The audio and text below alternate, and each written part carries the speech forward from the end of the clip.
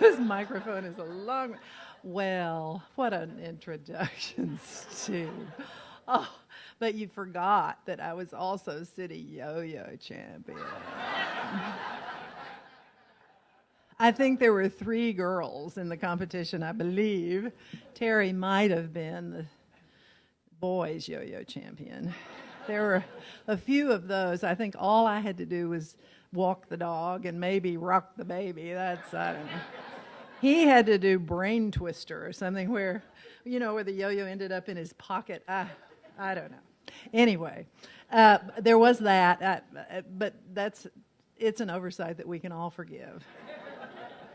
And I'm very glad to hear about the price of that catalog because I have several copies at home. Duh, now that I'm on the dole. Anyway, well, it's been, all of the staff members here, administrators here, Denise and Van and Joan and Bill, of course, not that he's an administrator or would ever be mistaken for one. I meant that in the nicest possible way. Everybody has had a huge hand in the wonderful expansion that we've enjoyed over the past few years that I'm sure will continue. Anyway, it's lovely to be back, and I'm enjoying seeing the pictures on the wall. When I left, we had placed them and they were just leaning, and so it's wonderful to see them vertical, and they're just such fabulous images. Oh my gosh, in these rooms and also the Vaquero images. Well, it's an embarrassment of riches, I'll tell you that. So, and also I would like to thank, before we start tonight, but I want to thank Katie Salzman and Carla Ellard for helping me with the slideshow, which is also known as PowerPoint, I think. So, muy bienvenidos a todos. Es nuestro gran placer y gran honor estar aquí esta noche a celebrar 2 aniversarios de significancia internacional. No, you're all afraid now that I'm just going to speak in Spanish, but I'm not. As Steve mentioned, it's the bicentennial of, but Stephen Harrigan would not be afraid because he speaks Spanish, and I happen to know it. Anyway, this is the bicentennial, as Steve mentioned. It's an incredible year for Mexico. The bicentennial of the War of Independence from Spain in 1810, and the 100th anniversary of the 1910 Revolution. We decided to celebrate this by presenting more than 100 historical and modern documentary and art photographs. They interpret Mexico through images which bear witness to the strength of subject and the vitality of vision captured by more than 40 photographers from the Wittliff Collections. As Steve mentioned, this is part of our Texas-Mexico, the Texas State University's Texas-Mexico commemoration. There are other events throughout the year on campus, so if any of you are interested, be sure and go to the online schedule or call a university operator, find out where these events are. I know for sure there's a Casa Solis exhibit coming up at the art building, which is I think it starts in May, doesn't it, Carla? Anyway, it's going to be a knockout, and so try to come to that. I think you'll all enjoy it. The Casa Solis archive is probably, if you think about the Matthew Brady photos that were taken during the American Civil War, Casa Solis is kind of like that, but covers a lot more time. It covers before the 1910 Revolution and well beyond it. It's an astonishing archive. Much of what you remember seeing, much of what you remember about the Mexican Revolution comes from seeing those Casa Solis photographs. Now that I'm retired, I can say that the Mexican photography collection here has always been my favorite. And it's like you can't play favorites, but now I can, safely. One of the reasons, apart from its amazing aesthetic quality, is that it represents a true transnational collection, including, as it does, works by Mexican artists interpreting Mexico and the world, and works by foreign artists, including those from the U.S., interpreting Mexico. This collection of images exists as a true language all its own, and a way for anyone, whether they speak Spanish or not, to understand, or at least begin to understand, the complicated essence of our most important neighbor.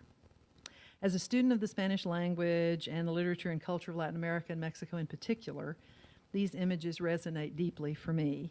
And during the early development of the collection, the Mexican photographs were the ones that I looked at most closely.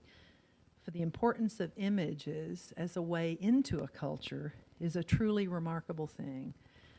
Susan Sontag, I'm going to read you a little bit from Susan Sontag's incredible book called On Photography, still the best-selling photography text ever.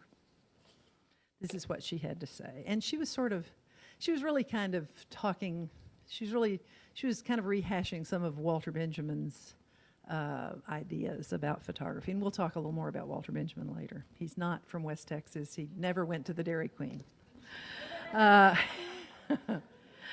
Humankind lingers unregenerately in Plato's cave, still reveling, its age-old habit, in mere images of the truth.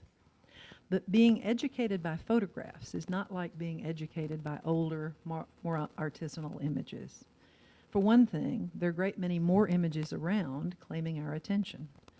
The inventory started in 1839, and since then, just about everything has been photographed, or so it seems. The very insatiability of the photographing eye changes the terms of confinement in the cave, our world. In teaching us a new visual code, photographs alter and enlarge our notions of what is worth looking at and what we have a right to observe. They're a grammar, and even more importantly, an ethics of seeing. Finally, the most grandiose result of the photographic enterprise is to give us the sense that we can hold the whole world in our heads as an anthology of images. Photographs are perhaps the most mysterious of all the objects that make up or thicken the environment that we recognize as modern. They really are experience captured, and the camera is the ideal arm of consciousness in its acquisitive mood. Even when photographers are most concerned with mirroring reality, they're still haunted by tacit imperatives of taste and conscience. The immensely gifted members of the Farm Security Administration photographic project of the late 1930s, that includes people like Walker Evans, Dorothea Lange, Ben Shahn, Russell Lee, would take dozens of frontal pictures of one of their sharecropper subjects until satisfied that they'd gotten just the right look on film, the precise expression on the subject's face that supported their own notions about poverty, light, dignity, texture, exploitation, and geometry. We'll show you some of those. These are not photos that are in the collection, but they just illustrate her point very well. There's Dorothea Lange's migrant mother. Here's Russell Lee's photo, the hands of Mrs. Ostermeyer, the girl through the car window, and very famous couple with the radio. This was when things were kind of looking up. Things were not so bad as they were when the girl was looking through the cracked car window. But this is at a time when you could buy a radio and things were looking better. Kind of like maybe where we are now. I don't know. In deciding how a picture should look, in preferring one exposure to another, photographers are always imposing standards on their subjects. Although there's a sense in which the camera does indeed capture reality, not just interpret it, photographs are as much an interpretation of the world as paintings and drawings are. Here's one. This, as you all know, was not the first time the flag was raised on Iwo Jima, but it certainly was the most eloquent time. This is Laura Gilpin's Navajo family. There are occasions when the making of photographs is relatively undiscriminating, promiscuous, or self-effacing, but they do not lessen the didacticism of the entire enterprise. So here are some shots taken on the fly Just really astonishing. That's the dust storm, the Rothstein Depression era. And this is a photo that's not in our collection, but it's just such an iconic photo of the Vietnam War. It's one that we all remember. All of these photos, as I said, are part of the Wittliff Collections except for the last one.